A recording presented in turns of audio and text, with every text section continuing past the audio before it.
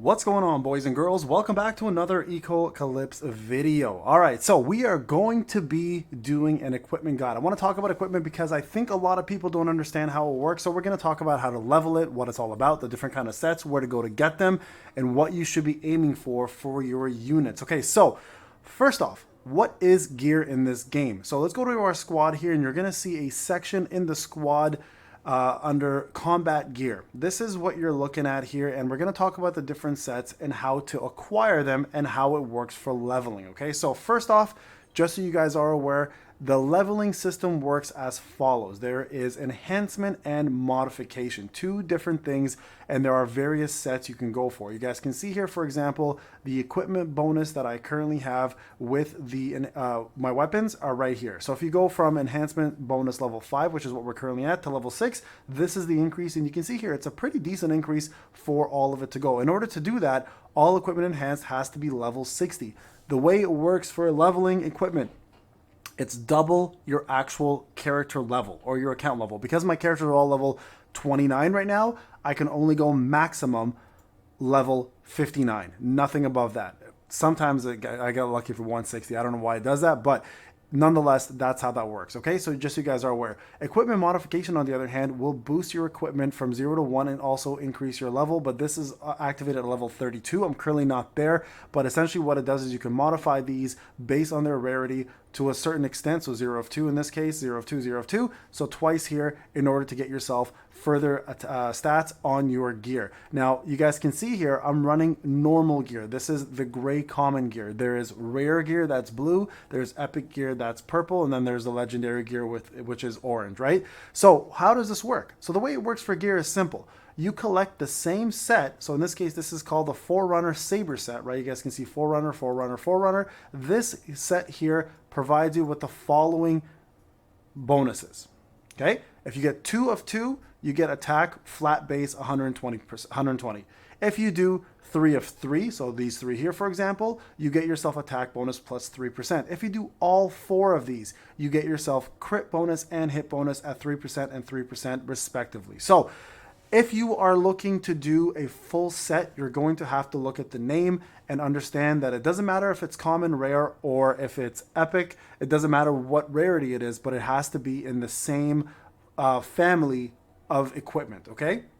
So that's one piece of equipment. Let's go to a different one here, okay? So this one here is called the Challenge Saber equipment. You guys can see here Challenge and then Forerunner. Now you can see here the 2 Forerunners are equipped and they give the 120% bonus for attack, but then also the 2 Challenge ones, Saber and Rebirth, are equipped to give you 375. So this is the rare one, so it does in fact matter for rarity, right? You guys can see here Challenge versus Forerunner, right? If I click on Forerunner, you guys can see here the Forerunner set. So very important to remember that you can mix and match your gear set, but again, it will not go above the half the level of your character. And then after that, we have ourselves another set here called, right here, the Bastion Saber set. Now this set here provides HP bonus, block, and dodge. This is going to be your tank set. This can be used mostly for characters with taunts, characters that are better for defensive measures, and usually are your front characters to take and soak damage for mitigation, right? So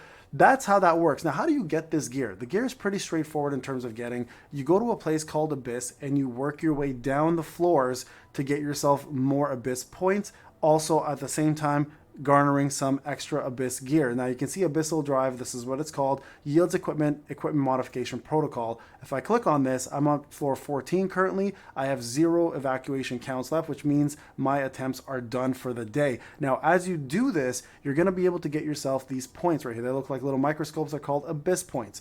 These can be used to purchase Abyssal procurement under the Abyssal procurement, so Pioneer procurement, which offers you blue ones or regular ones or modification protocols, or you can go to the elite procurement and start purchasing pieces that you can put together to get yourself the epic gear. Now epic gear is a lot more powerful. Like we're talking about like night and day difference, guys. So if you're looking to start working on the better gear, you're better off to use your elite procurements, your Abyss points in the elite procurement, and start gathering these these pieces instead of focusing on the Pioneer procurement blue ones. Now you can get a couple blue ones here. You can see it only requires 20 and it's way less, 500 versus 100, right? It's a lot cheaper, but I wouldn't put too much into this unless you're just trying to complete a set in order to complete like the Aegis set, for example, if you want, or if you want to get the Challenger Saber set. If you just want to complete it, then it's not bad. But look at the difference. 250 attack, right? If you go here, go to the same thing. Which one was that one actually? Hold on. That was the challenge shifter component. Where's the shifter? Shifter component. Steadfast. Here, let's find the attack version of it. Where is that? Armor. There we go. Steadfast. 630. It's way more bonus. But again, you are spending a lot more time gathering one piece of this for 500. So for steady progression, you can absolutely work on getting these first, or you can even get a full piece here from the basic ones just to get everybody leveled up and go from there. Now, Trailblazer procurement is a lot more difficult. This is where the crazy stuff happens, but you need to reach a certain point in the Abyss stars. You can see here 225. I'm not there yet currently. I don't even know how many stars I've had so far. I can go back and check later. But and then also there's the achievement awards. You guys can see here I haven't even got this achievement yet, the 117. But as you go through these, you're gonna start getting yourself some of the more epic pieces as your team gets stronger. So early on, you can absolutely work on getting some of these blues just to get your characters leveled up a little bit, get them the bonuses that they need, and then focus on getting the achievements in order to get some of these blues and also some of these epics out of the way. And then eventually, when you get to the 225 section, you can start working on the elite procurement instead if you want to save up for that. So that's another option for sure. But you can see here the daily limit is only 5 of 5, so it's going to take you some time to get some of this gear anyway. So very important, guys, to do that. Also, there's Chimera gear. I'm currently not there yet. Let me see if I have a box that even has it. But those are things you can equip on your characters to give them percentage stats. Let me just go to my storehouse. I don't think I have a Chimera box. I don't. So I have to... Yeah, I have to take a... See, this is the Chimera section here. So once you unlock that, you'll be able to equip it on your characters. It's a massive boost to stats. There's HP ones, there's attack ones, there's crit ones, etc. Right? So there's going to be different sets of gears you can equip on your character, but it will take some time to get to that point, and then you're going to have to start working on collecting those as they come along. So that's essentially gear in a nutshell, guys. So my suggestion to you, for now, if you are looking for the best route to go, is I would say for now, if you have some blues that you can collect. So for example, like I have the Saber one here and I have this challenge one here. I need these two side ones here to complete the set. Like, is it worth it? Take a look at it here. The bonus is 4% versus 3%. The crit and hit is 1% more. The attack is higher. So I may want to complete this one set here and maybe get even a secondary set for Kiki to have both my main DPSs have that, and then the rest of these we can give to someone else and just let them use it for the time being until we move further up. Gear does give you a lot of CP and power, which will make a whole power video as well, but it is important to note, don't spend all of your resources on the blues and the normals. Do save up for the purples because they will eventually be replacing everything you have, and those are going to be the main sources of CP for equipment that you're going to get. The yellow, the orange ones are just way too far away in the game right now. So realistically, long term, the purples are better.